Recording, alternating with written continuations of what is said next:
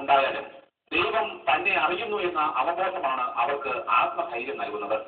ദൈവസന്നിധിയിൽ നിഷ്കളങ്കനായ മനുഷ്യന് ഭയപ്പെടേണ്ടതില്ല എന്നിങ്ങനെ നീണ്ടുപോകുന്നു കുര്യൻ എന്ന കുഞ്ഞാടിന് വേണ്ടി മെത്രാപ്പോലീത്ത ഡെഡിക്കേറ്റ് ചെയ്ത വചന പ്രഘോഷണം.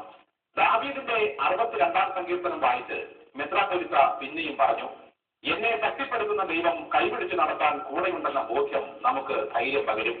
ഇനി മെത്രാപ്പോലീത്തയ്ക്കുള്ള വാരഫലക്കാരുടെ സങ്കീർത്തനം. അല്ല തിരുമേനി, അങ്ങ് പറഞ്ഞല്ലോ ഏത് പൊയ്മുഖം കാണിച്ചാലും ദൈവത്തിന് മുമ്പിൽ അത് നിലനിൽക്കില്ലെന്ന്. ഇതേ വിശ്വാസമാണ് സൂര്യനദിയിലെ പെൺകുട്ടിക്കും അവരുടെ കുടുംബത്തിനുമുള്ളത്. ദാവീദിന്റെ 62-ാം സങ്കീർത്തനമൊക്കെ കുര്യന് മാത്രമല്ല ബാധകം. 17 വർഷമായി തീരുന്ന് ജീവിക്കുന്ന ആ സാധുക്കൾക്കും ചില പ്രത്യാശകളുണ്ട്. ദാവീദ് അനുഭവിച്ചതിനേക്കാൾ വേദന അവരും അനുഭവിച്ചിട്ടുണ്ട്. പിന്നെ അന്ന് പറഞ്ഞ മറ്റേ കാര്യം, അതായത് ദൈവം എല്ലാവരുടെയും പേര് ചൊല്ലി അറിയുന്നു എന്നുള്ളത്. നേരാതിരുമേനി, ദൈവം മാത്രമല്ല തന്നെ പീഡിപ്പിച്ച 40 എണ്ണത്തിന്റെയും മുഖം ആ പെൺകുട്ടിയും അറിയുന്നു. പേര് ചൊല്ലി വിളിക്കാൻ ചിലപ്പോൾ കഴിഞ്ഞു എന്ന് വരില്ല. പക്ഷേ ഏത് കൊലക്കാരനായിരിക്കും പീഡിപ്പിക്കപ്പെട്ട പെൺകുട്ടി വേട്ടക്കാരന്റെ മുഖം തിരിച്ചറിയും.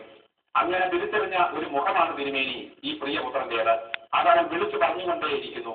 പിടിക്കപ്പെട്ടു കഴിഞ്ഞാൽ അവൻ വിളിച്ചു പറയും, കുമ്പിടിയെ പോലെ.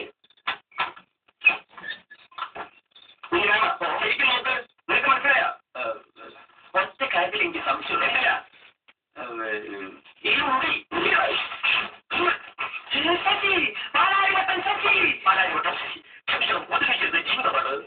നിർദോഷിയായ തനിക്കെതിരെ എന്ത് ആരോപണമുണ്ടായാലും ദൈവം തന്നെ അറിയുന്നു എന്ന തിരിച്ചറിവിലാണ് ആ പെൺകുട്ടിയും കുടുംബവും. അവരും ഏതോ സഭയുടെ കുഞ്ഞാട് തന്നെയാണ് തിരുമേനി. അവർ കിടക്കും മുമ്പ് എല്ലാ ദിവസവും വായിക്കുന്നത് സങ്കീർത്തനത്തിന്റെ 35-ാം അധ്യായമാണ്. സകല കുഞ്ഞാടുകളും അതൊന്ന് വായിച്ചു നോക്കണം. പണവും പദവിയും നോക്കി ആയിരുന്നില്ലല്ലോ കർത്താവ് നോവുന്ന മനസ്സുകളിൽ സ്നേഹത്തിന്റെ തൈലം പൂശിയത്.